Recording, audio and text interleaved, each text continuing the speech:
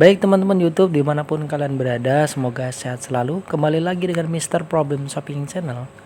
Problem hari ini adalah saya kedatangan sebuah mixer ya, mereknya Cosmos, tipenya CM1479. Ini rusaknya mati total ya teman-teman. Jadi sebenarnya cara pengecekannya ini mirip dengan cara memperbaiki kipas angin ya, yang mana tutorialnya sudah saya upload sebelumnya dengan cara kerja, dengan sistem cara kerjanya juga sudah saya terangkan di sana. Jadi teman-teman bisa langsung cek saja di video sebelumnya yang sudah saya upload mengenai cara memperbaiki kipas angin. Sebenarnya ini prinsip kerjanya sama ya. Jadi ada dua kemungkinan, kalau nggak sistem kelistrikan, ini sistem mekanis yang rusak. Untuk mengecek sistem kelistrikannya bisa langsung kita ukur pakai ohmmeter ya. Untuk speed 1, 2, 3 ini harusnya keluar nilai resistansinya atau keluar nilai ohmnya. Nah ini sama sekali nggak keluar atau jarumnya nggak bergerak, berarti ini ada yang putus kelistrikannya. Langsung saja kita bongkar.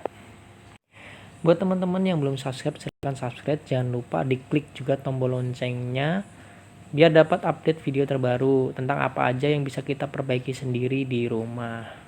Juga apa aja yang bisa kita lakukan sendiri di rumah atau apa aja yang bisa kita buat sendiri di rumah. Kalau sudah terbongkar, kalau casingnya sudah terbuka, jangan lupa diapalin jalur-jalur perkabelannya teman-teman. Bila perlu ini difoto. Karena tadi dicek speed 1 sampai 5 tidak keluar nilai resistansi, kita patut curiga pada fuse-nya ya teman-teman. Karena kalau fuse-nya putus itu otomatis semuanya putus ya kelistrikannya. Jadi ini mumpung kita bongkar total ya teman-teman. Motornya, angkernya kita bersihkan, kita kasih grease. Ya kita maintain dari debu-debu. Nah ini angkernya sudah kita copot, nanti kita sekalian semprot bersihkan ya. Jangan lupa girinya nanti dikasih grease lagi. Nah untuk fuse nya sendiri itu ada di balik isolasi yang kuning ini ya, jadi dia nempel di lilitannya.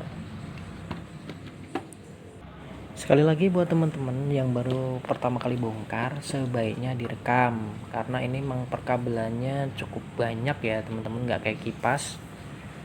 Jadi harus direkam, nanti kalau misalkan balikinnya lupa itu bisa diputar lagi videonya.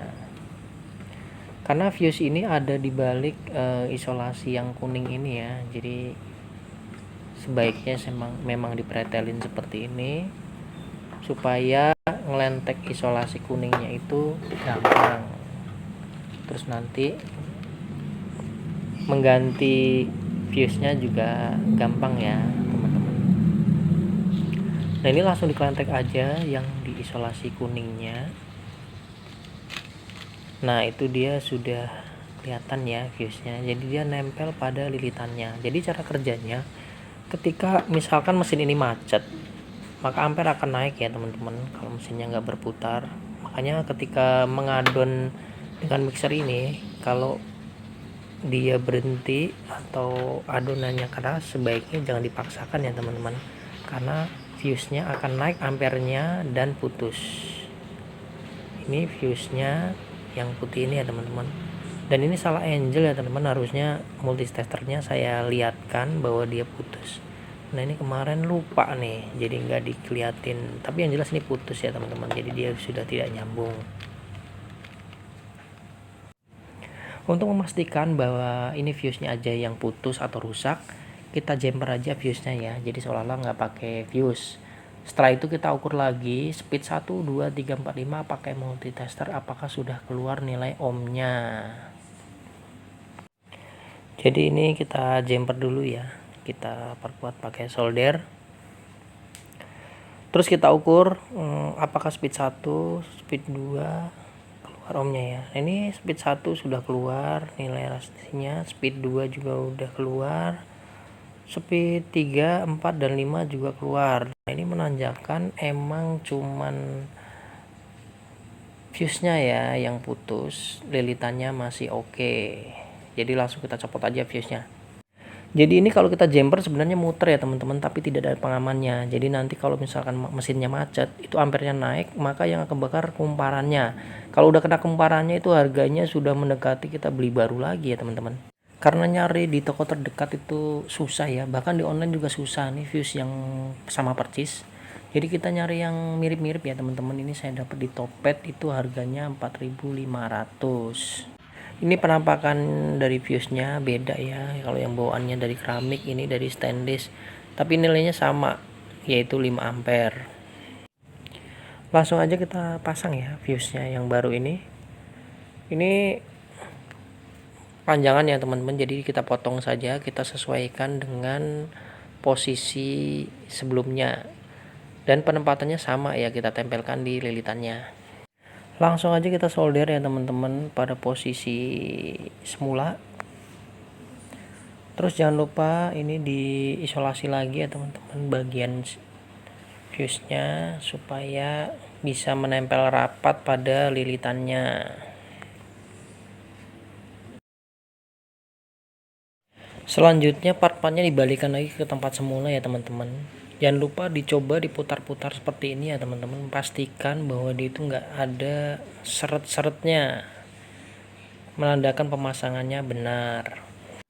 Untuk bagian yang berputar jangan lupa dikasih grease ya teman-teman. Nah ini kebetulan saya punyanya grease bekas CVT Yamaha ya. Nah ini ngasihnya nggak usah banyak-banyak ya teman-teman, dikasih aja secukupnya. Selanjutnya dirakit kembali part-part yang lain dan pastikan part-partnya ini terpasang dengan benar ya, sehingga nanti casingnya dipasang itu tidak ada yang macet.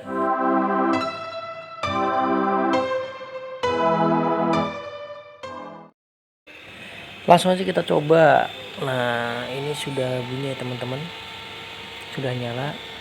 Kita tes speed 1 2 3 4 dan tes juga turbonya ya teman-teman. Nah ini turbonya juga sudah berjalan dengan baik, artinya sudah oke ya. Mudah-mudahan video ini bermanfaat. Terima kasih.